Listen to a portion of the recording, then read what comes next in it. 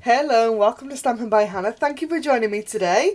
Thank you for joining me for a techniques video. This week we are looking at a designer series paper and how to create this fun ombre effect. I love black and white designer series paper because you can add your own colour. So I have used Island Indigo and Bermuda Bay on this one, but I'm going to change it up today and we're going to use Sweet Sugar Plum and Berry Burst for a completely different look that we might not have been able to get, or we wouldn't have been able to get if this paper was already coloured.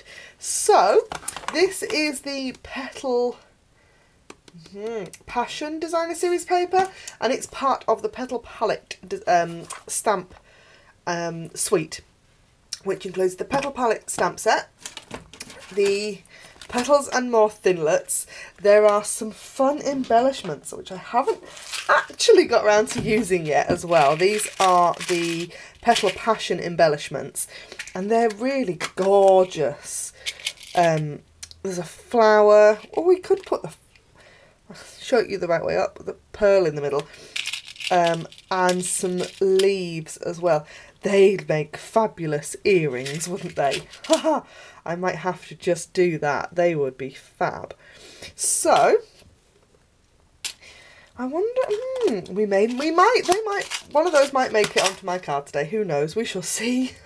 So I'm going to make a very similar card. I've got exactly the same piece of designer series paper again. But like I said, I'm going to use a different colour. So we've got an ombre effect here because this is two different colours of ink. I'm going exactly the same thing. So I've got Berry Burst and Sweet Sugar Plum. I'm going to take the Berry Burst one first. I have got a piece of the Petal Passion designer series paper, black card base and a mat of Whisper White. But I'll come to that shortly. So let's get this ink done first. I have got two different types of sponge today. I've got a standard stamping sponge that I'm going to use for the Sweet Sugar Plum. And then I have got my sponge brayer. Now I love my sponge brayer and I think it's one of those tools that's much underused. So I'm going to tell you exactly how I use it. Now this is just my personal preference, but this is how I get the best results. So open ink pad, sponge brayer. Take the sponge brayer from the back of the ink pad to the front, pick it up, back to front, and keep rolling it. You don't want to put loads of pressure on, it'll naturally pick the ink up. Just rolling it back to front like that. Then I am going to start off the designer series paper and roll across it and back. Now you will see that it actually looks like there's more colour on this bit of grid paper than there is on my designer series paper. That's not really the case, but it does kind of appear that way sometimes. And I'm just going to do this bottom corner, and it's a slow, gradual build. It does take time, and it's so pretty once you've done it. And I'm not, like I say, I'm not fussy. My sponge brayer goes all over the place, but it doesn't move while you're on the designer series paper. I'm not doing this across my designer series paper. I'm going up and I'm coming back, but I'm coming back in a different angle from the one I went up on, for want of a better expression. So just a bit more in that bottom corner just to get that nice berry burst colour. And that is sponge brayering. The other way I really enjoy adding ink is with a sponge, and that's what I'm going to do with my Sweet Sugar Plum. And I do a very similar thing with a stamping sponge. So I'm going to add my ink here and I'm going to go along the bottom. So dab your sponge into your ink pad, start off the designer series paper and work on in a swirling motion. You're going round in little circles.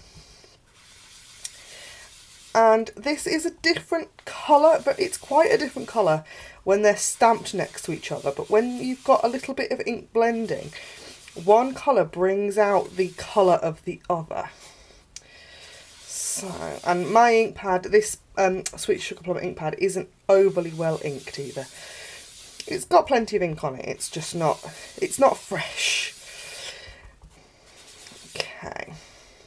Actually, I think this sponge is about to die as well. So we're going to swirl that ink, keep swirling that ink on. And you can, I mean, it's obviously the same inspiration, but they're two totally different looking pieces of designer series paper now, aren't they? You know, you've got a very kind of pinky colour one, and I love that tone.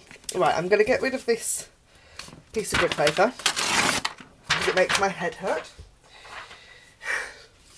And we're going to go back to working on white. So the next bit is to assemble our card. Now I've already done the kind of stamping and the die cutting because I did really want to talk to you about the ink blending on this rather than anything else. But I do have a little bit of stamping left, and that is for the inside. Because I've got a black card base, I have to put an insert in it so you can write in it. So I've just stamped with one of the little flower stamps on the inside of this one.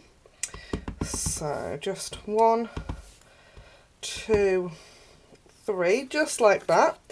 And I am going to just grab my Sweet Sugar Plum ink again. Give that a second to dry. My archival ink isn't drying very well at the moment. I don't know why. This might smudge and go all horrible. We shall see. Yeah, it could be better, but it'll do. Just to add a hint of colour in that corner.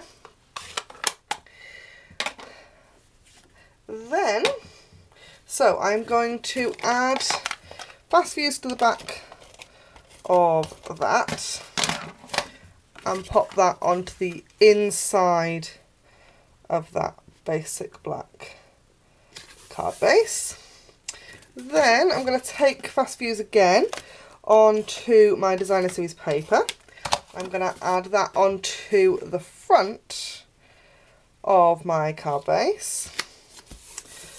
Just like that. Isn't that pretty?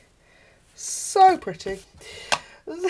I have already gone ahead and stamped congratulations and it's heat embossed in white onto basic black, and I have used the coordinating petals and more thinlets to die cut that, and the bird as well. And then there is, this is my favourite die in the whole pack. It's just so pretty, and it's that cute accent piece that you need sometimes on a card. So what I have done is I've already ran it through my Big Shot with a piece of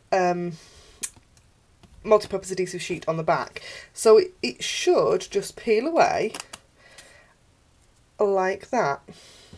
Now the problem with using the adhesive sheet sometimes is that the bits don't always drop out.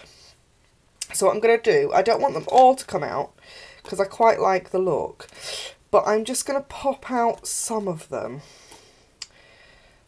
with my pokey tool. Now this is tricky because everything's kind of sticky. So, but there, just you know, so that we can see that it has been die cut like that. Then, so I'm going to take that, I'm going to pop that straight off the edge of my basic black and pop that down there. Isn't that fab? I love this. I'm really enjoying this stamp and die set. You know, sometimes stamp sets just speak to you, and this was one of those stamp sets that called to me in the catalogue, said, Hannah, you must have me. you must. And I do not regret it at all. I've still got sticky bits of cardstock stuck to my fingers. So I'm going to take that dimensional off the back of that bird at some point. There we go. And now on this one I've added a trio of metallic enamel shapes. I'm trying to decide what to do with this one. Should I go for silver or should I go for gold? What do you think? Should have done this card on Facebook Live, and then you would have been able to tell me. I'm absolutely loving doing Facebook Live at the moment. I have a class every single month live on Facebook. I'm going to put stars on this one. I am. And I love it. You can check out my Facebook page. Just search me by typing in Stampin' by Hannah onto Facebook. And I'm bound to come up. I think there is only one of me. Probably a good thing. And there will be an event on there that will tell you when my next class is. Because at the point of me filming this, I can't remember if I have had my class for February or not, because I'm filming this in January. Right, that is my techniques video for today. Thank you ever so much for joining me. As always, you can purchase anything you've seen in my videos on my online store. Link is in the down bar below. Or you can find me via my blog, stampinbyhannah.co.uk. Or if you're over on my Facebook page, there is a shop now button on there too. Don't forget to like, comment and subscribe, and I'll see you again next time. Thanks for watching. Bye for now.